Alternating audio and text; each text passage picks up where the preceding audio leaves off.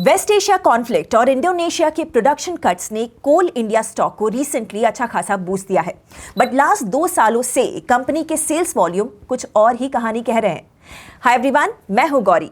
कोल India के stock के around इस बज़ और उसके बिजनेस की रियलिटीज के बीच के गैप को हम आज की फर्स्ट स्टोरी में समझने वाले हैं। सेकंड स्टोरी में इंडियन गवर्नमेंट ने अब चाइनीज इन्वेस्टमेंट पर लगा हुआ एक मेजर रिस्ट्रिक्शन पार्शियली रिलैक्स कर दिया है और इस चेंज के पीछे एक बड़ी मैन्युफैक्चरिंग स्ट्रैटेजी है। थर्ड स्टोरी में वेस्ट एशिया कॉन्फ्लिक्ट अब ऑयल एंड गैस से बढ़कर अब ग्लोबल कमोडिटी मार्केट्स को शेक करना शुरू कर चुका है। एल्युमिनियम हो, सल्फर हो, यूरिया, एथेनॉल, शुगर और हीलियम, इन सब कमोडिटीज पर अब वॉर का इंपैक्ट दिखाई दे रहा है। और आज की ट्रेंडिंग स्टोरी में बात करेंगे इंडक्शन स्टोव्स और कंपैटिबल कुकवेयर्स की। सो एलपीजी शॉर्टेज की रिपोर्ट्स के बीच अब लोग इलेक्ट्रिक कुकिंग के लिए रेडी हो रहे हैं, सो मच सो कि इंडक्शन कुकटॉप मेकर्स अब इस सडन डिमांड को पूरी करने में स्ट्रगल कर रहे हैं। So let's get to it.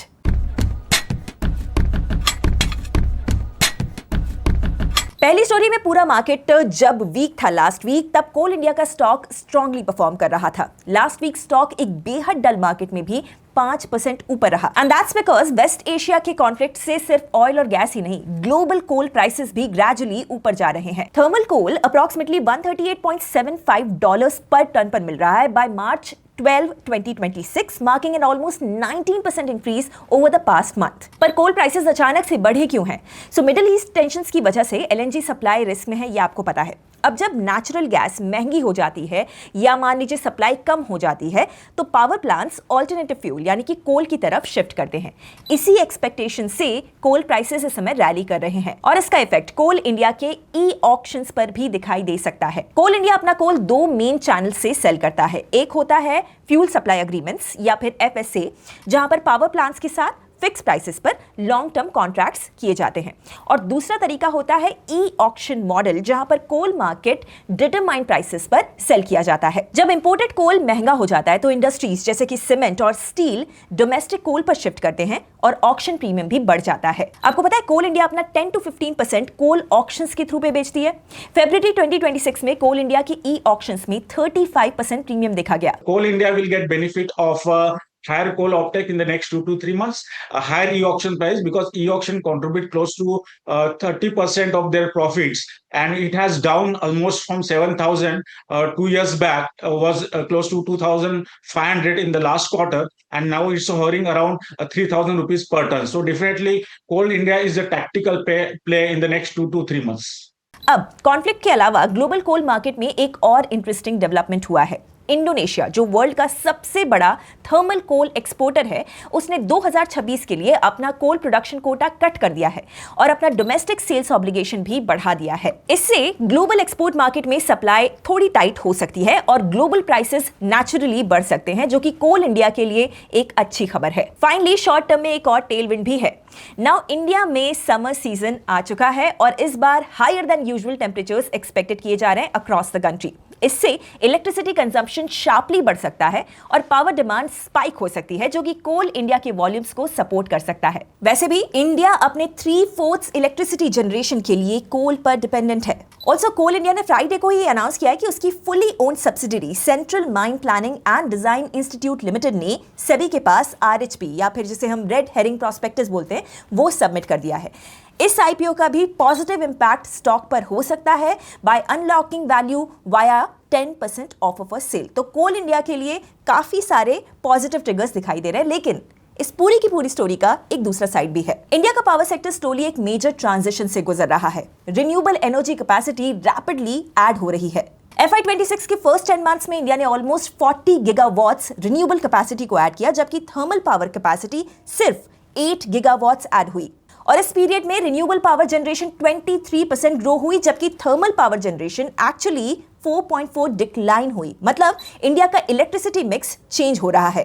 एक और चैलेंज ये है कि इंडिया में काफी ज्यादा पावर प्रोड्यूसर्स और इंडस्ट्रियल कंपनीज को अब अपने कैप्टिव कोल ब्लॉक्स भी मिल चुके हैं और जैसे जैसे उन माइंस का प्रोडक्शन इंक्रीज हो रहा है, कोल इंडिया का मार्केट शेयर धीरे धीरे डिक्लाइन हो रहा है। फरवरी तक लास्ट 11 मंथ से कंपनी का सेल्स वॉल्यूम 2.7% गिरा है टू 675 मिलियन टन। FY26 के फर्स्ट 9 मंथ्स में consolidated EBITDA 18% year on year गिरा टू 31,300 करोड़ रुपीस। तो शॉर्ट टर्म में ग्लोबल जियोपॉलिटिक्स और वेदर डिमांड कोल इंडिया को पुश दे सकते हैं, लेकिन लॉन्ग टर्म में कोल इंडिया की ग्रोथ पर एक बड़ा सवाल अभी भी खड़ा हुआ है। तो आप कोल इंडिया के स्टॉक को कैसे देखते हैं, मुझे बताइए कमेंट्स में। दूसरी स्टोरी में अब चाइना जैसी कंट्रीज जो इंडिया के साथ लैंड बॉर्डर को शेयर करती हैं, उनके इन्वेस्टर्स इंडियन कंपनीज में बिना गवर्नमेंट अप्रूवल के up to 10% stake automatic route से ले सकते हैं।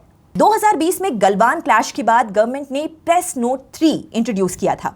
उस रूल के हिसाब से लैंड बॉर्डर कंट्रीज से आने वाले हर इन्वेस्टमेंट को गवर्नमेंट अप्रूवल लेना पड़ता था। इसका आइडिया यह भी था कि कोविड के टाइम पर डिप्रेस्ड वैल्यूएशंस का फायदा उठाकर कोई फॉरेन एंटिटी इंडियन कंपनीज में अपॉर्चुनिस्टिक स्टेक न ले ले।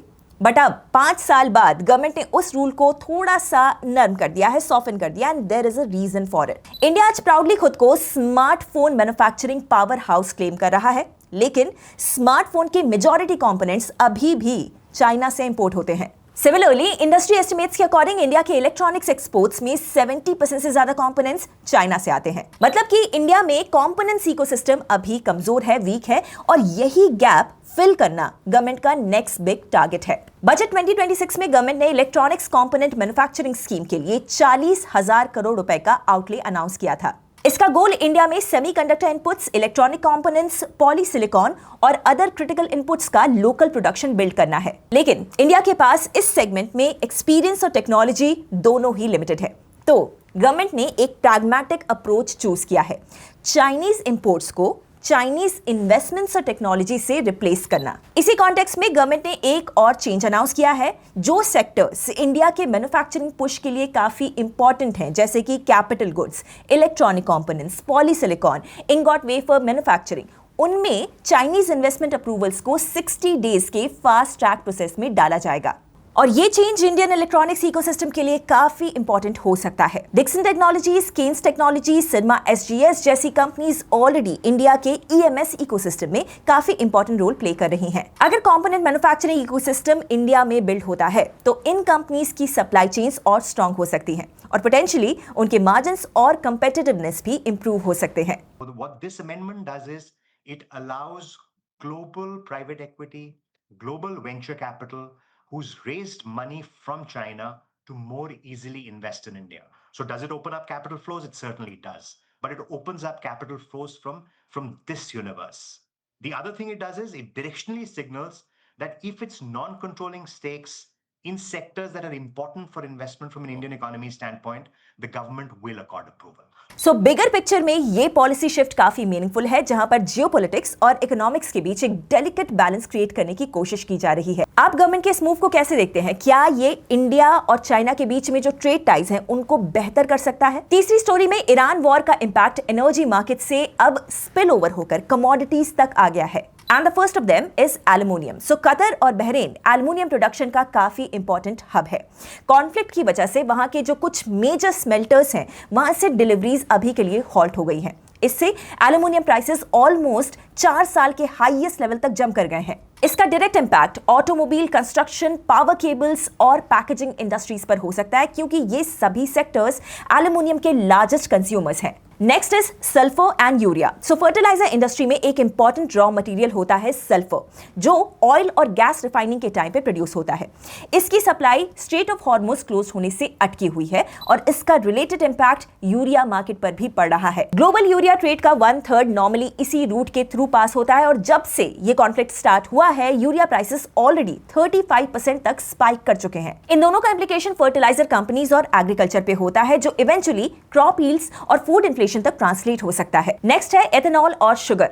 तो शुगर मिल्स के पास एक चॉइस होती है, वो केन से शुगर बना सकते हैं या फिर एथेनॉल फ्यूल। अब ऑयल प्राइसेस वॉर की वजह से स्पाइक हो रहे हैं और एथेनॉल प्राइसेस भी अराउंड 12% जंप कर चुके हैं। ऐसे में मिल्स ज्यादा केन फ्यूल प्रोडक्शन की तरफ डाइवर्ट कर सकते हैं, जिससे ग्लोबल शुगर सप्लाई टाइट हो सकती है। मतलब कि इनडायरेक्टली शुगर प्राइसेस भी इंपैक्ट हो सकते हैं। एथेनॉल और शुगर डायनामिक्स का impact biofuel producers, sugar mills और एफएमसीजी कंपनीज पर पड़ता है, specially when it comes to beverages and processed food companies, जहां पर शुगर एक की रॉ मटेरियल है। और finally there is helium. So helium MRI machines, semiconductor manufacturing और स्पेस इंडस्ट्री जैसे क्रिटिकल सेक्टर्स में यूज होता है। शायद आपको पता हो कि कतर दुनिया का सेकंड लार्जेस्ट हीलियम प्रोड्यूसर है, जहां से रफली 1/3 ग्लोबल सप्लाई आती है। लेकिन ईरान ने रिसेंटली कतर के रास लफान इंडस्ट्रियल सिटी पर स्ट्राइक किया, जहां पर एलएनजी और हीलियम फैसिलिटीज लोकेटेड है।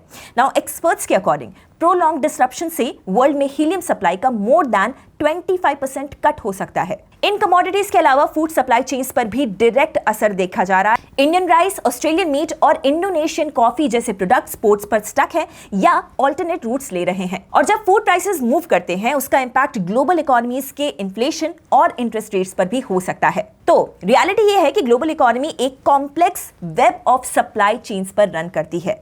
एनर्जी मार्केट्स के अलावा भी वॉर के शॉक वेव्स मल्टीपल कमोडिटीज तक स्प्रेड हो रहे हैं, जो काफी डाइवर्स इंडस्ट्री और सेक्टर्स को डिसरप्ट कर सकते हैं। अब ट्रेंडिंग न्यूज का टाइम। इंडिया में एलपीजी सप्लाई डिसरप्शंस का डर बढ़ गया है और इससे इंडक्शन स्टोव्स और इलेक्ट्रिक कुकवेयर की डिमांड शार्पली स्पाइक कर गई है across the country as per reports. Cities जैसे कि चेन्नई, बेंगलुरु और दिल्ली में एलपीजी सिलेंडर डिलीवरीज डिले हो रही हैं और रीफिल के लिए लंबी लंबी कतारें देखने को मिल रही हैं। इसके चलते कंज्यूमर्स इलेक्ट्रिक कुकिंग ऑल्टरनेटिव्स की तरफ शिफ्ट कर रहे हैं। जहां Stovekraft, owner of the Pigeon brand, ने ई कॉमर्स पर इंडक्शन कुकटॉप्स की सेल में 4x जंप रिपोर्ट किया है, वहीं कुछ रिटेलर्स के मुताबिक सेल्स 300% तक बढ़ गई है। अब एक्सपर्ट्स का यह कहना है कि अगर ये डिसरप्शन लंबा खिंचता है तो ये ट्रेंड एक्चुअली इंडिया को ग्रेजुअली इलेक्ट्रिक कुकिंग सॉल्यूशंस की तरफ पुश कर सकता है, जो कंट्री के रिन्यूएबल एनर्जी गोल्स के साथ काफी अलाइन भी करता है। क्या आप इस स्टोरी को और डेप्थ में समझना चाहते हैं, जानना चाहते हैं? इफ यस, देन कमेंट कीजिए induction, I will explore it. That's it for this video. आपको कौन सी स्टोरी आज की सबसे ज्यादा इंटरेस्टिंग लगी, इंसाइटफुल लगी? Tell me in the comments and also give us a like. और ऐसे ही मार्केट से रिलेटेड इन डेप्थ स्टोरीज और एनालिसिस के लिए subscribe Upstox. I'll see you in the next video. Investment in securities market are subject to market risks. Read all the related documents carefully before investing.